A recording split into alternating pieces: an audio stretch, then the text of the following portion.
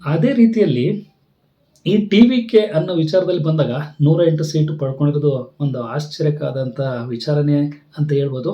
ಜೊತೆಯಲ್ಲಿ ಇಷ್ಟು ಇಂಪ್ಲಿಮೆಂಟು ಮಾಡ್ತಾರೆ ಅಂದರೆ ಸರ್ಕಾರ ಇದಕ್ಕೆ ಎಷ್ಟು ದುಡ್ಡು ಬೇಕಾಗುತ್ತೆ, ಸೆಂಟ್ರಲ್ ಗೌರ್ಮೆಂಟಿಂದ ಎಷ್ಟು ಫಂಡ್ ಬೇಕಾಗುತ್ತೆ, ಸ್ಟೇಟ್ ಗೌರ್ಮೆಂಟಿಂದ ಎಷ್ಟು ಟ್ಯಾಕ್ಸ್ ಕಲೆಕ್ಟ್ ಆಗುತ್ತೆ, ಅದರಲ್ಲಿ ಇಂಪ್ಲಿಮೆಂಟ್ ಮಾಡೋದಕ್ಕೆ ಅಂತಲೇ ಕೊಡ್ತಾ ಹೋಗ್ತಾಯಿದ್ರೆ, ಇನ್ನು ಆ ರಾಜ್ಯದಲ್ಲಿ ಬೇರೆ ಉದ್ಯೋಗಗಳ ಸೃಷ್ಟಿಯಾಗಿರ್ಬೋದು, ಇದೆಲ್ಲ ಸರ್ವೇ ಸಾಮಾನ್ಯ.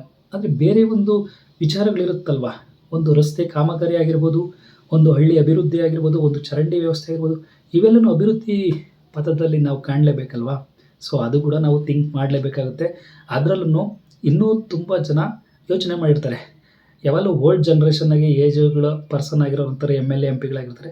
ಈಗ ಒಂದು ಹೊಸ ಜನ್ರೇಷನ್ ಅಂದರೆ ಜೆನ್ ಅಂತ ಹೇಳ್ಬಿಟ್ಟು ಹೇಳ್ತಾರಲ್ಲ, ಹಾಗೆ ನ್ಯೂ ಜನ್ರೇಷನ್ಗೆ, ಯುವಕರಿಗೆ ಒಂದು ಅವಕಾಶ ಕೊಟ್ಟು ನೋಡೋಣ, ಅವ್ರು ಏನು ಮಾಡ್ತಾರೆ ಅನ್ನೋ ಒಂದು ಥಾಟ್ಸ್ ಇಟ್ಕೊಂಡು ಕೂಡ ಎಲೆಕ್ಷನ್ನಲ್ಲಿ ವೋಟಿಂಗ್ ಮಾಡಿ ಗೆಲ್ಲಿಸಿರ್ಬೋದು ಅನ್ನೋ ಸಾಧ್ಯತೆಯೂ ಕೂಡ ಇದೆ. ಸೊ ಇದೆಲ್ಲ ವಿಚಾರ ಮಾಡಿ ನೋಡಿದಾಗ ನಮ್ಮ ಕರ್ನಾಟಕದಲ್ಲಿ ಉಪೇಂದ್ರ ಅವರು ನನ್ನ ಅಚ್ಚುಮೆಚ್ಚಿನ ನಟರು ಕೂಡ, ಅವರು ನಿರ್ದೇಶಕರು ಕೂಡ. ಹಂಗಂತೇಳ್ಬಿಟ್ಟು ಅವ್ರ ಬಗ್ಗೆ ನಾನು ಹೇಳ್ತಾ ಇದ್ದೀನಿ ಅಂತಲ್ಲ, ಅವರು ಥಾಟ್ಸ್ ಇದೆಯಲ್ಲ, ಅವ್ರು ಯೋಚನೆ ಮಾಡುವ ರೀತಿ ಇದೆಯಲ್ಲ, ಅದು ತುಂಬ ಕಾನ್ಸೆಪ್ಟು ನನಗೆ ತುಂಬ ಇಷ್ಟ. ಯಾಕಂದರೆ ತುಂಬ ವೀಡಿಯೋಗಳಲ್ಲಿ, ಮೀಡಿಯಾಗಳಲ್ಲಿ ನೋಡಿರ್ತೀರ, ಅವರು ತನ್ನ ಪ್ರಣಾಳಿಕೆಗಳಲ್ಲಿ ಏನೇನು ಇಂಪ್ಲಿಮೆಂಟ್ ಮಾಡಬೇಕು, ಹೇಗೆಲ್ಲ ಮಾಡಬೇಕು ಅನ್ನೋದ್ರ ಬಗ್ಗೆ ತುಂಬ ವಿಚಾರಗಳನ್ನು ತಿಳಿಸ್ತಾ ಇರ್ತಾರೆ. ಜನಗಳಿಗೆ ಮನ ಮುಟ್ಟುವಂತೆ ಹೇಳ್ತಾ ಇರ್ತಾರೆ. ಬಟ್ ಅದು ಜನಗಳಿಗೆ ಬೇಕಾಗಿಲ್ಲ. ಬೇಕಾಗಿರೋದು ದುಡ್ಡು. ಅದೇ ಹೇಳ್ತಾರಲ್ಲ, ಎಂಡ ಸಾರಾಯಿ 500 ರೂಪಾಯಿ ದುಡ್ಡು, ಒಂದು ಬಿರಿಯಾನಿ ಪ್ಯಾಕೆಟು ಮುಗಿದ್ರೆ ಆ ರ್ಯಾಲಿನೂ ಮುಗೀತು, ಆವತ್ತಿಗೆ ಊಟ ಖರ್ಚಿಗಾಯಿತು. ಓಟಿನ ದಿನ 1,000 ರೂಪಾಯಿ ಕೊಟ್ಟರೆ ಓಟ್ ಹೊತ್ಬಿಟ್ಟು ಶಿಸ್ತ ಮನೆಗೆ ಬಂದು ಕೂತ್ಕೊತಾರೆ. ಇನ್ನು 5 ವರ್ಷಗಳ ಕಾಲ ನಿಮ್ಮ ಹತ್ರ ಏನು ವಸೂಲಿ ಮಾಡಿಕೊಂಡು ಈಗ ತಗೊಂಡಿದ್ರಿ, 1,000 ರೂಪಾಯಿ ದುಡ್ಡು, 5 ರೂಪಾಯಿ ಏನು ಮೀಟಿಂಗೆಲ್ಲ ಹೋದಾಗ, ಮತ್ತು ಬಿರಿಯಾನಿ, ಎಂಡ ಸಾರಾಯಿ, ಅದನ್ನೆಲ್ಲ ಸೇರಿಸಿ ಅದಕ್ಕೆ 10 ಪಟ್ಟು ಅಷ್ಟು 5 ವರ್ಷದಲ್ಲಿ ನಿಮ್ಮಿಂದ ಬಾಚ್ಕೊತಾರೆ ಸರ್ಕಾರದವರು. ಆದರೆ ಆ ಥರ ಆಗಬಾರ್ದು ಅನ್ನೋ ಒಂದೇ ಒಂದು ಉದ್ದೇಶಕ್ಕೆ ಉಪೇಂದ್ರ ಅವರು ರಾಜಕೀಯನೇ ಬೇಡ, ಪ್ರಜಾಕೀಯ ಬರಲಿ, ಅಂದರೆ ಪ್ರಜೆಗಳಿಂದನೇ ಒಂದು ನಡೀಲಿ, ಈ ರಾಜಕೀಯ ರಾಜತನ ಬೇಡ, ಎಲ್ಲರೂ ಪ್ರಜೆಗಳಾಗಿ ಇರೋಣ, ಪ್ರಜಾಪ್ರಭುತ್ವಕ್ಕೆ ನಾವು ಬೆಲೆ ಕೊಡೋಣ. ಅದರ ರೀತಿಯಲ್ಲೇ ಇದೇನು ಈ ಮೋಸ, ದರೋಡೆ, ವಂಚನೆ, ಈ ಮತ್ತು ಲಂಚಾವತಾರ ಇದೆಲ್ಲ ಹೋಗ್ಬಿಡಲಿ, ಎಲ್ಲನೂ ಪಾರದರ್ಶಕವಾಗಿರಲಿ, ಏನೇ ಒಂದು ಕೆಲಸ ಮಾಡಬೇಕಾದ್ರೂ ಪಾರದರ್ಶಕವಾಗಿರಲಿ ಅನ್ನೋದು ಅವರ ಪ್ರಣಾಳಿಕೆಯಲ್ಲಿರುವಂಥ ಒಂದು ಪಾಯಿಂಟ್ಸ್ಗಳು. ಅವರು ಸಹ ತನ್ನ ಪಕ್ಷವನ್ನು ಕಟ್ಟಿದ್ದು 12 ಆಗಸ್ಟ್ 2018ರಲ್ಲಿ ಘೋಷಣೆ ಮಾಡ್ತಾರೆ ಪ್ರಜಾಕೀಯನ. ಆದರೆ ಅದು ಸ್ಥಾಪನೆ ಆಗಿದ್ದು 2018ನೇ ಇಸ್ವಿಯಲ್ಲಿ. ಆದರೆ 2018ರಿಂದ 26ನೇ ಇಸ್ವಿ ಬಂದ್ರೂ ಪ್ರಜಾಕೀಯದಿಂದ ಒಂದೇ ಒಂದು ಸೀಟ್ ಕೂಡ ತಗೊಳಕ್ಕಾಗ್ತಾಯಿಲ್ಲ, ಒಂದು MLA ಸೀಟಾಗಿ. ಯಾಕೆಂದರೆ ಜನಗಳಿಗೆ ಅದು ಬೇಕಾಗಿಲ್ಲ, ಅಭಿವೃದ್ಧಿ ಬೇಕಾಗಿಲ್ಲ ಜನಗಳಿಗೆ. ಕೇವಲ ಜನಗಳಿಗೆ ಬೇಕಾಗಿರೋದು ದುಡ್ಡು. ಪ್ರೆಸೆಂಟ್ ಸಿಚುವೇಶನ್ಗೆ ಯಾರು ಹೆಂಗಾದ್ರೆ ನನಗೇನು, ನನಗೆ ದುಡ್ಡು ಬೇಕು, ಯಾರು ಹೆಂಗೆ ಹೋದ್ರೇನು, ಸದ್ಯಕ್ಕೆ ಹೊಟ್ಟೆ ತುಂಬ ಊಟ ಕೊಟ್ರಾ, ಬಿರಿಯಾನಿ ಕೊಟ್ರಾ ಸರಿ, ಅಥವಾ ಮನೆಗೆ ಕುಕ್ಕರ್ ತಂದು ಕೊಟ್ರಾ, ಸೀರೆ ಹಂಚಿದ್ರಾ ಸರಿ, ಅಷ್ಟಾದರೆ ನಮ್ಮ ಜನಗಳಿಗೆ ತೃಪ್ತಿ, ಮನಸ್ತೃಪ್ತಿ. ಆದರೆ ಈ ಪ್ರಣಾಳಿಕೆಗಳಲ್ಲಿ ಇರೋದು ಬೇಕಿಲ್ಲ. ಉಪೇಂದ್ರ ಅವ್ರು ಹೇಳ್ತಾರದು ಅದನ್ನೇ. ನಾನು ವಿಧಾನಸೌಧಕ್ಕೆ ಸುಮಾರು ನೋಡ್ತಾ ಇರ್ತೀರಿ ವಿಡಿಯೋ. ಶಿವರಾಜ್ ಕುಮಾರ್ ಅವರು ಈ ಒಂದು ಇಂಟರ್ವ್ಯೂ ಮಾಡಬೇಕಾದ್ರೆ, ಉಪೇಂದ್ರ ಅವರೇ ನೀವು CM ಆದರೆ ಏನು ಮಾಡ್ತೀರಾ, ಫಸ್ಟು ನಾನು ವಿಧಾನಸೌಧಕ್ಕೆ ಬಾಗಿಲಾಗ್ತೀನಿ ಅಂತ. ಹೌದು, ಅಲ್ಲಿರಲ್ಲ ರಾಜರು ಇರೋದು, ಬೇಕಾಗಿಲ್ಲ. ಅದನ್ನು ಒಂದು ಗ್ಯಾಲರಿ ಥರ ಮಾಡಿ, ಆಡಿಟೋರಿಯಂ ಥರ, ಮ್ಯೂಸಿಯಂ ಥರ ಮಾಡಿ ಎಲ್ಲರಿಗೂ ಪಬ್ಲಿಕ್ಕಿಗೆ ಅದನ್ನು ನೋಡೋದಕ್ಕೆ ಅವಕಾಶ ಮಾಡಿಕೊಡ್ತೀನಿ. ಅದನ್ನು ಬಂದು ಪ್ರತಿಯೊಬ್ಬರು ಹೋಗಬೇಕು, ಅವ್ರವ್ರ ತಾಲೂಕುಗಳಲ್ಲಿ ನಿಂತು ಕೆಲಸ ಮಾಡಬೇಕು. ಒಬ್ಬ MLA ಅಂದ್ಕೊಂಡಿರೋರು ಅಲ್ಲಿ ಏನು ಕಷ್ಟಗಳಿದೆ, ಅವ್ರ ಕಷ್ಟಗಳು ಕೇಳಬೇಕು, ಅವ್ರ ಕಷ್ಟಗಳಿಗೆ ಏನು ಪರಿಹಾರ ಕೊಡ್ಬೋದು, ಅದನ್ನೆಲ್ಲನೂ ಮಾಡಿಕೊಡ್ಬೇಕು. ಇದೆಲ್ಲ ಪಾರದರ್ಶಕವಾಗಿ ನಡಿಬೇಕು. ಇನ್ನೂ ಕೆಲವು ದೇಶಗಳದ್ದು ವಾಟರ್ ಸೋರ್ಸ್ ಇರ್ಬೋದು, ಚರಂಡಿ ವ್ಯವಸ್ಥೆಗಳಾಗಿರ್ಬೋದು, ಅಲ್ಲಿ ಗ್ರೀನರಿ ಆಗಿರ್ಬೋದು, ಇದನ್ನೆಲ್ಲ ಒಂದು ಅನಲೈಸ್ ಮಾಡಿ ಈ ಥರ ನಮ್ಮ ದೇಶದಲ್ಲಿ ಮಾಡಿದ್ರೆ ಹಿಂಗಾಗುತ್ತೆ ಅನ್ನೋದು ಇಂಪ್ಲಿಮೆಂಟ್ ಮಾಡಬೇಕು ಅಂತ ಸೂಪರ್ ಮೂವಿಯಲ್ಲಿ ತುಂಬ ಚೆನ್ನಾಗಿ ಅವರು ಚಿತ್ರೀಕರಣ ಮಾಡಿದ್ದಾರೆ. ನೀವು ನೋಡಿರ್ತೀರ ಬಿ ಆ ಮೂವಿನ, ತುಂಬ ಚೆನ್ನಾಗಿದೆ. ಆ ಥರ ನಮ್ಮ ದೇಶ ಆಗೋದು ಯಾವಾಗ, ನಮ್ಮ ರಾಜ್ಯ ಆಗೋದು ಯಾವಾಗ, ಆ ಥರ ನಮ್ಮ ಹಳ್ಳಿಗಳ ಅಭಿವೃದ್ಧಿ ಆಗೋದು ಯಾವಾಗ? ಆ ಥರ ಆಗಬೇಕು ಅಂದರೆ ಉಪೇಂದ್ರ ಅವರ ಪ್ರಣಾಳಿಕೆಗಳು ತುಂಬ ಯೂಸ್‌ಫುಲ್ ಆಗಿದೆ. ಅವರು ಒಂದು ಆ್ಯಪ್‌ನ ಕೂಡ ಬಿಡುಗಡೆ ಮಾಡಿದ್ದಾರೆ. ನೀವು ಪ್ಲೇಸ್ಟೋರಲ್ಲಿ ಹೋಗಿ ಪ್ರಜಾಕೀಯದು ಅಂತ ಹೇಳ್ಬಿಟ್ಟು ಅಂದರೆ ಅಲ್ಲಿ ಒಂದು ಅಪ್ಲಿಕೇಶನ್ನು ಬರುತ್ತೆ. ಅದನ್ನು ರಿಯಲ್ ಪ್ರಜಾಕೀಯ ಅಂತ ಇದೆ. ಅದನ್ನು ಡೌನ್ಲೋಡ್ ಮಾಡ್ಕೊಳ್ಳಿ. ಅಲ್ಲಿ ನೋಡಿ ನಿಮ್ಮ ಸಿಟಿ, ನಿಮ್ಮ ಹಳ್ಳಿ, ನಿಮ್ಮ ಗ್ರಾಮ ಪಂಚಾಯತಿ ಎಲ್ಲ ಶೋ ಆಗ್ತಾ ಇರುತ್ತೆ. ನಿಮ್ಮ ಕುಂದುಕೊರತೆಗಳು ಬೇಕಾದ್ರೆ ಅಲ್ಲಿ ಮೆನ್ಷನ್ ಮಾಡ್ಬೋದು. ಆ ಥರ ಒಂದು ಎಲಿಜಿಬಿಲಿಟಿ ಕೊಟ್ಟಿದ್ದಾರೆ ಒಂದು ಆ ಅಪ್ಲಿಕೇಶನಲ್ಲಿ.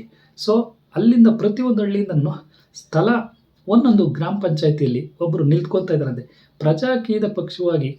ಅಂದರೆ ಆ ಪಕ್ಷದಲ್ಲಿ ಅಂದರೆ ಅವನಿಗೆ ಸಮಾಜದ ಬಗ್ಗೆ ಕಾಳಜಿ ಇರಬೇಕು, ಸಮಾಜದ ಆಗುಹೋಗುಗಳ ಬಗ್ಗೆ ಗೊತ್ತಿರಬೇಕು.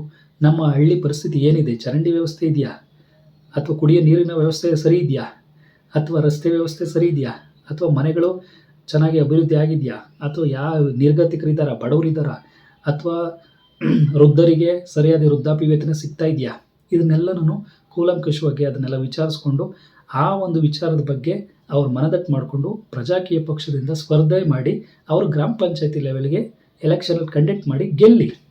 ಅವರು ಆ ಹಳ್ಳಿಗೆ ಏನು ಬೇಕು ಮಾಡಲಿ. ಇನ್ನೊಂದು ಪ್ರತಿಯೊಂದು ಹಳ್ಳಿ ಆಗಿರ್ಬೋದು, ಜಿಲ್ಲೆ ಆಗಿರ್ಬೋದು, ತಾಲೂಕು ಆಗಿರ್ಬೋದು, ಇವತ್ತು ನಾವು ಮಾಡುವ ಕೆಲಸದಿಂದ ಕೆಲಸ ನಮ್ಮನ್ನು ಗುರುತಿಸ್ಬೇಕೇ ಹೊರತು ನಾವು ನಮ್ಮನ್ನು ಗುರುತಿಸೋ ಜನ ಅಲ್ಲ. ಈಗ ಯಾರಾದರೂ ನಿಮ್ಮ ಹಳ್ಳಿಗೆ ಬಂದರೆ ಆ ರೋಡಿನ ವ್ಯವಸ್ಥೆ ಆಗಿರ್ಬೋದು, ಕುಡಿಯೋ ನೀರಿನ ವ್ಯವಸ್ಥೆ ಆಗಿರ್ಬೋದು, ಸ್ಟ್ರೀಟ್ ಲೈಟ್ ಆಗಿರ್ಬೋದು, ಅಲ್ಲಿನ ಫುಟ್ಪಾತ್ ವ್ಯವಸ್ಥೆ ಆಗಿರ್ಬೋದು, ಅಥವಾ ಅಲ್ಲಿನ ಚರಂಡಿಗಳ ವ್ಯವಸ್ಥೆ ಆಗಿರ್ಬೋದು, ಎಲ್ಲನೂ ತುಂಬಾ ಅಚ್ಚುಕಟ್ಟಾಗಿ ನಾಜೂಕಾಗಿದ್ದರೆ ನಾಳೆ ದಿನ ದೇಶದಲ್ಲೇ ಒಂದು ಮಾದರಿ ಹಳ್ಳಿಯಾಗಿ ಬೆಳೆಯೋದಕ್ಕೆ ಸಾಧ್ಯವಾಗುತ್ತೆ. ಆ ಹಳ್ಳಿನ ಗುರುತಿಸ್ತಾರೆ, ಐಡೆಂಟಿಫೈ ಮಾಡ್ತಾರೆ. ಏನು ಹೇಳ್ತೀರಾ? ಅವಾಗ ಯಾರಾದರೂ ಹೊರಗಡೆನವ್ರು ಬಂದರೆ ಆ ಹಳ್ಳಿ ಒಳಗೆ ಏನಪ್ಪ ಇಷ್ಟು ಚೆನ್ನಾಗಿದೆ, ಹಾಲು ಚೆಲ್ಲಿದಂಗೆ ಬೆಳಕಿದೆ, ಎಲ್ಲ ಸ್ಟ್ರೀಟ್ ಲೈಟ್ ತುಂಬ ಚೆನ್ನಾಗಿದೆ, ಚರಂಡಿ ವ್ಯವಸ್ಥೆ ಚೆನ್ನಾಗಿದೆ, ರೋಡಿನ ವ್ಯವಸ್ಥೆ, ಯಾರಿಲ್ಲಿನ ಗ್ರಾಮ ಪಂಚಾಯತಿ ಮೆಂಬರ್ ಅಂದಾಗ ಅವ್ರು ಇದ್ದಾರಪ್ಪ ಇಂಥವ್ರೆ ಮಾಡಿಸಿದ್ದು ಅಂತಂದರೆ ನೋಡು ಆ ಕೆಲಸದಿಂದ ಅವ್ರ ಹೆಸರು ಉಳಿಯುತ್ತೆ. ಹಾಗೆ ಯಾರನ್ನೋ ಹೊಡೆದೆ ಬಡ್ದೆ ಕಡ್ದೆ ರೌಡಿಸಮ್ ಮಾಡಿದೆ ನಾನು ಹೆಸರು ಮಾಡಿದೆ ಅಂತ ಅಲ್ಲ, ಅಥವಾ ಒಳ್ಳೆ ದುಡ್ಡು ಮಾಡಿದೆ ಚೆನ್ನಾಗಿದ್ದೀನಿ ಇವತ್ತು ಊರಿಗೆ ನಾನೇ ಒಬ್ಬ ಪಟೇಲ, ನಾನೇ ಒಬ್ಬ ಸಾಹುಕಾರ ದುಡ್ಡಿನಲ್ಲಿ ಅಂತ ಹೇಳ್ಬಿಟ್ಟು ಆ ಥರ ಹೆಸರು ಗಳಿಸೋದಲ್ಲ. ಈ ಥರ ಸಮಾಜಕ್ಕೆ ಸಂಬಂಧಪಟ್ಟಂಥ ಸೋಷಿಯಲ್ ವರ್ಕ್ಗಳನ್ನು ಮಾಡುವ ಮುಖಾಂತರ ಕೆಲಸ ಗಳಿಸೋದಿದೆಯಲ್ಲ, ಇದು ನಿಮ್ಮನ್ನು ಒಂದು ಉತ್ತುಂಗಕ್ಕೆ ತಗೊಂಡು ಹೋಗುತ್ತೆ ಅನ್ನೋ ವಿಚಾರವಾಗಿ ನಾನು ಹೇಳೋಕ್ಕೆ ಇಷ್ಟಪಡ್ತೀನಿ. ಹಾಗಾಗಿ ಇವತ್ತು ಒಂದು ಟಿ.ವಿ.ಕೆ ಪಕ್ಷ ಕೇವಲ 2 ವರ್ಷ 3 ತಿಂಗಳಲ್ಲಿ 108 ಸೀಟ್ಗಳನ್ನು ಪಡ್ಕೊಂಡಿದೆ ಅಂದರೆ ಉಪೇಂದ್ರ ಅವರು 2018ರಲ್ಲಿ ಸ್ಥಾಪನೆ ಮಾಡಿದ್ದ ಒಂದು ಪ್ರಜಾಕೀಯ ಈ ಕ್ಷಣದವರೆಗೂ ಒಂದು ಸೀಟ್ನ ಪಡ್ಕೊಳಕ್ಕಾಗಿಲ್ಲ ಅಂದರೆ ವ್ಯತ್ಯಾಸ ಇಷ್ಟೇ. ಇವರು ಯಾವುದೇ ಥರ ಸೀರೆ ಕೊಡ್ತೀನಿ, ಕುಕ್ಕರ್ ಕೊಡ್ತೀನಿ, ಅಥವಾ ನಿಮ್ಮ ಮನೆ ಬಾಗಿಲಿಗೆ ಬಂದು ₹1000 ಒಂದೊಂದು ಓಟಿಗೆ ಕೊಡ್ತೀನಿ, ನಾನು ಯಾವುದೇ ಕ್ಯಾಂಪೇನ್ ಮಾಡ್ತೀನಿ, ಹೋರಾಟಗಳು ಮಾಡ್ತೀನಿ ಅಂತ ಯಾವುದು ಹೇಳಿಲ್ಲ. ನಾನು ಸ್ಟೇಜ್ ಮೇಲೆ ಬಂದು ಭಾಷಣ ಮಾಡ್ತೀನಿ ಅಂತ ಯಾವುದು ಹೇಳಿಲ್ಲ. ಪ್ರತಿಯೊಂದು ಎಲ್ಲನೂ ಡಿಪೆಂಡ್ಸ್ ಆನ್ ಯು. ನೀನು ಬದಲಾದರೆ ಇಡೀ ಜಗವೇ ಬದಲಾದಿತ್ತು ಅನ್ನೋ ರೀತಿಯಲ್ಲಿ ಮೊದಲು ನೀನು ಅರ್ಥಕೋ, ನೀನು ಬದಲಾಗು, ನಿನ್ನೊಳಗಿರೋಂಥನ್ನ ಬದಲಾವಣೆ ತಗೋ, ಆಗ ಪರಿಸರ ತಾನಾಗೇ ಬದಲಾಗುತ್ತೆ ಅನ್ನೋದು ಉಪೇಂದ್ರ ಅವರ ಕಾನ್ಸೆಪ್ಟು. ಆದಷ್ಟು ನಾವು ಕಾದು ನೋಡೋಣ ಕರ್ನಾಟಕದಲ್ಲಿ ಎಷ್ಟರ ಮಟ್ಟಿಗೆ ಈ ಬದಲಾವಣೆ ಆಗುತ್ತೆ, ಎಷ್ಟು ವರ್ಷ ತಗೊಳುತ್ತೆ. ಅವರು ಉಪೇಂದ್ರ ಅವರು ಹೇಳಿರೋದು ಅಷ್ಟೇ, ಏನು ಈ ವರ್ಷನೇ ಆಗಬೇಕು ನಾಳೆ ವರ್ಷನೇ ಆಗಿಬಿಡಬೇಕು ಬದಲಾವಣೆ ಅಂತ ಏನಿಲ್ಲ. ಎಷ್ಟು ವರ್ಷಗಳ ಕಾಲ ತಗೊಳ್ತಾರೆ ಜನ ನೋಡೋಣ, ತಗೊಳ್ಳೋಣ, ಅದು ಎಷ್ಟು ವರ್ಷಕ್ಕೆ ಬದಲಾಗುತ್ತೆ ಆಗಲಿ. ಒಟ್ಟಿನೊಳಗೆ ಪರಿವರ್ತನೆಯೇ ಜಗದ ನಿಯಮ ಆಗುತ್ತೆ. ಕಾನ್ಫಿಡೆಂಟ್ ಇದೆ ನನಗೆ, ತುಂಬಾ ಇದ್ರ ಬಗ್ಗೆ ನಂಬಿಕೆ ಇದೆ, ಕಾನ್ಫಿಡೆಂಟ್ ಇದೆ ಅಂತ ಉಪೇಂದ್ರ ಅವರು ತುಂಬ ಸರಿ ಹೇಳಿದ್ದಾರೆ. ಸೊ ಅದೇ ರೀತಿಯಲ್ಲಿ ಈ ಜಗದ ನಿಯಮವನ್ನು ಬದಲಾವಣೆ ಮಾಡೋದು ನಮ್ಮದೇ ನಿಯಮ ಅಂತ ತಿಳ್ಕೊಳ್ಳೋಣ. ಸೊ ಹಂಗಾಗಿ ಎಲ್ಲರೂ ಕೈ ಜೋಡಿಸಿ ಪ್ರಜಾಕೀಯವನ್ನು ಗೆಲ್ಲಿಸಿ ಈ ನಮ್ಮ ಸಮಾಜವನ್ನು ತಿದ್ದುವ ಮುಖಾಂತರ ಎಲ್ಲವನ್ನು ಒಳ್ಳೆಯದಾಗಿ ಮಾಡೋಣ ಅಂತೇಳ್ಬಿಟ್ಟು ಈ ವಿಡಿಯೋ ಮುಖಾಂತರ ತಿಳಿಸ್ತೀನಿ. ನಿಮ್ಗೇನಾದರೂ ಇನ್ನೂ ಹೆಚ್ಚಿನ ವಿಡಿಯೋಗಳು ಇದೇ ಥರ ಸಮಾಜಕ್ಕೆ ಸಂಬಂಧಪಟ್ಟಿದ್ದು ಒಂದು ಆಗುಹೋಗುಗಳು ಏನಾದ್ರ ಬಗ್ಗೆ ನಿಮ್ಗೇನಾದರೂ ತಿಳಿಸ್ಕೊಡ್ಬೇಕು ಅನ್ನೋದು ನಿಮಗೆ ಆಸೆ ಇದ್ದರೆ ದಯವಿಟ್ಟು ಕಾಮೆಂಟ್ ಮುಖಾಂತರ ಕಾಮೆಂಟ್ ಮಾಡಿ. Thank you.